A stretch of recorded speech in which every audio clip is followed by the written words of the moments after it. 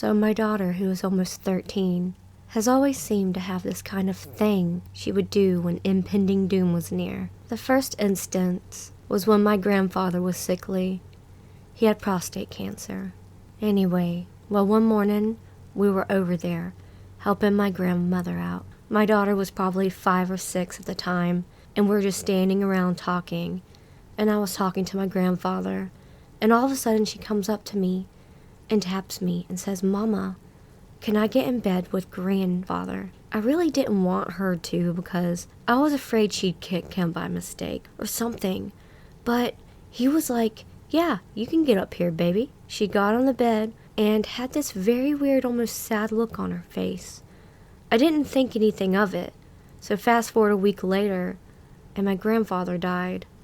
The next one was I had to keep my friend's baby girl here while she worked, and later that day my daughter made it home from school, and me and the baby was laying in the bed.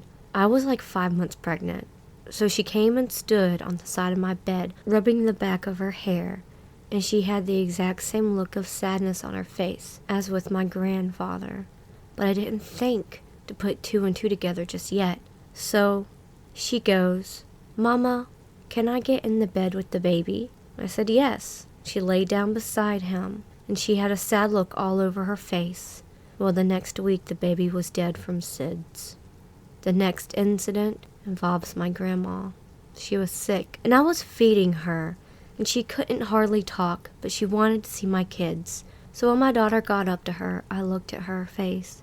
She had the same sadness from the last 2 times. Then the next day, my grandma was dead. I'm just trying to see what other people think of this.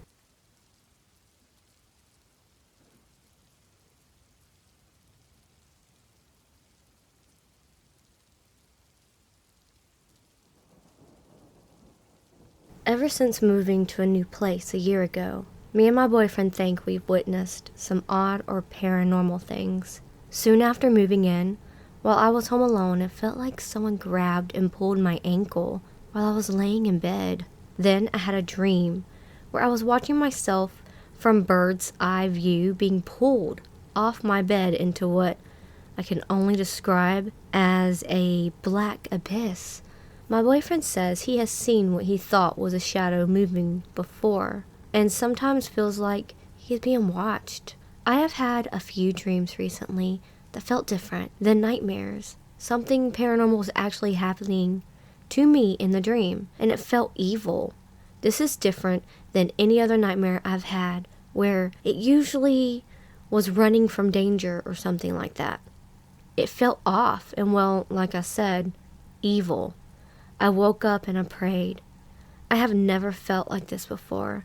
It's been years since I've been a typical practicing Christian, but what's been going on at my home lately has me wondering what I should be doing to reconnect to my faith and protect myself from evil. I have been wearing my cross again, especially when sleeping. Maybe I'm just overanalyzing, but I'd rather be safe than sorry. What else can I do? I will take any advice. Thank you.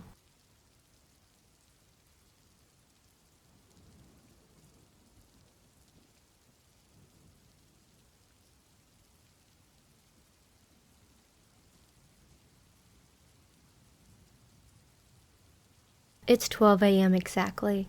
My dad pulls into our driveway after a long drive. We had just spent the weekend out of town. My dad and I both see that we left his bedroom light on, which was odd, because we usually are good with turning lights off when going on trips, and it doesn't seem like something we would forget to do. This is in the middle of the summer, so we never sleep upstairs because of how hot it gets. So we sleep downstairs with the AC running. I never liked sleeping downstairs in the living room on the couch just because I wasn't used to it, and there was more open space that I couldn't see due to the dark. I have a dream that I believe is tied to this experience in some way, because I usually don't remember my dreams. But this one I remember, plus it was an odd dream. The dream was that I had gotten out of the shower, and for some reason the shower light wasn't on. So I tried turning it on, and it would not turn on. Here is where stuff really goes down. I wake up with my eyes closed, and I can move perfectly fine. All of a sudden, I feel a sharp, deep pain in both of my spleens, as if someone was slowly stabbing both of my spleens at the same time. I just lay there and start thinking, oh, not again. I thought, oh, not again, because I have had spleen targeted before in other smaller experiences. The more time passes, the more it hurts. It gets to a point to where it hurts so much that I start to scream, but I can't. Nothing comes out. All I can do is open my mouth and make a noise that sounded like I was being strangled, and I couldn't breathe through my mouth, even though I could breathe just fine. As soon as I start to yell, the pain stops, and I am petrified. And whenever I get scared, I usually pretend to sleep, so that's what I did, and I eventually fall back to sleep. P.S. The pain only went for about 6 to 7 seconds until I tried to yell. My thoughts are, I have no idea how to explain that night. I am young still, a teen, so I don't know if this is just my mind. But I've had experience like this, but just not as bad. Like I would have dreams, and in the dream, my spleen would hurt and I can actually feel the pain. Even when I wake up, I feel the pain in my spleen a little bit. I'm writing to share my experience and maybe get some answers. Feel free to ask any questions or state any concerns.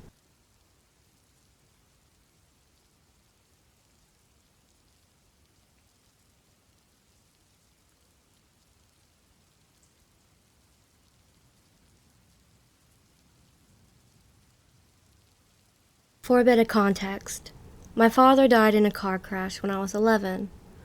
My parents split up when I was 1. Both moved to places far apart, but they still got along pretty well. Prior to my birth, my dad used to stay over at my grandma's, mom's mom, pretty often. It happened sometime after my dad had died, less than a year for sure. I was over at my grandma's. Her apartment is on 2 floors. The one on top is organized in a big, open, spacious area broken up by some closets, creating a semi-octagon hollow corridor. There are a couple of mirrors. The whole area serves as an introduction to the bedroom. Pretty big room, with a big double bed in the center, and a TV right next to the door. Sitting on the bed, you could get a clear view of the screen, plus part of the corridor, the mirrors, and the ending part of the open space. So I was sitting on the bed watching some cartoons when in my peripheral view, I caught a shadow crossing the mirrors, the wall, walking the last part of the open space area, and disappear into the wall. The shadow resembled the figure of a man. You could see the outline of slightly messy hair, a nose, and a chin. It was like a side view of a man crossing my grand's apartment. I called to my gran, and she answered from the kitchen, which is on the bottom floor. It was just the 2 of us at home. I jumped, standing, and ran downstairs. When I told her about what had just happened, she said it was probably my dad paying me a visit, and that I should not worry about it. It couldn't have been her, as the stairs are both really noisy and vertically built. The steps are attached to a pole. Plus, she was already downstairs. My grandpa leaves at 7 a.m. and comes back around 8 p.m., so it surely wasn't him. And after that one time, I never saw the shadow again. I'm not a skeptic, but not a believer either. Yet I can find no rational explanation to this event. What do you think?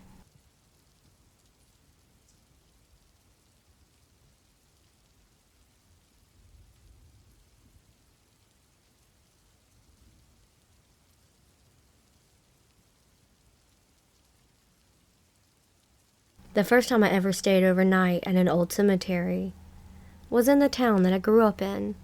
My friends and I snuck out of the house and met up at the cemetery. The part of the United States I live in doesn't have a super long history, say like the East Coast or Europe.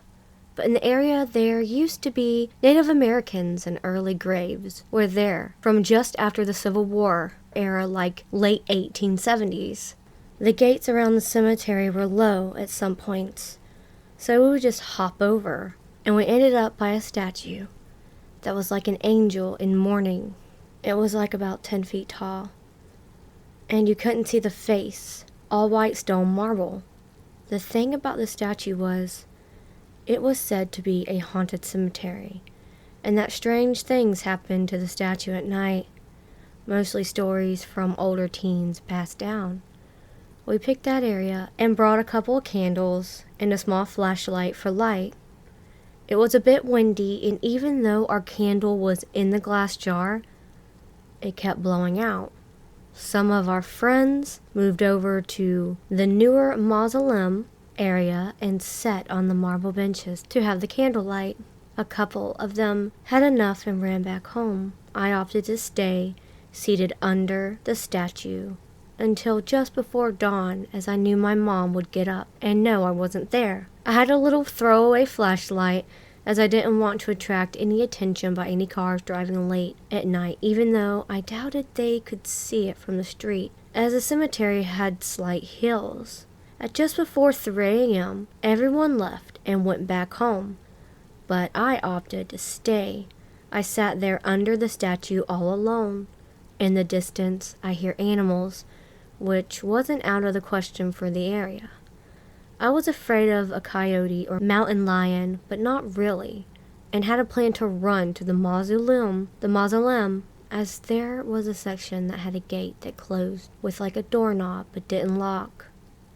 Shortly before 5 a.m., my brain started playing tricks with me, as I swore the statue moved its head and hands several times.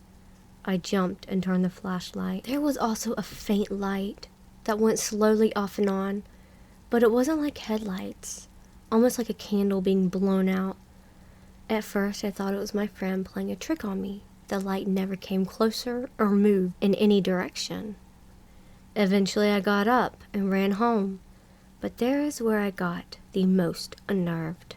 I ran through the cemetery, then had a sudden feeling like I was being chased. The part of the cemetery I was heading for was towards the new section, as that would have led me to the street closer to my house.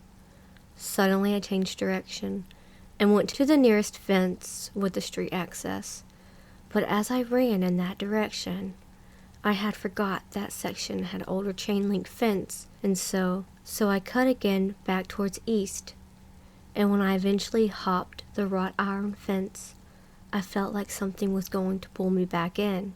I kept running home, and afraid to look back.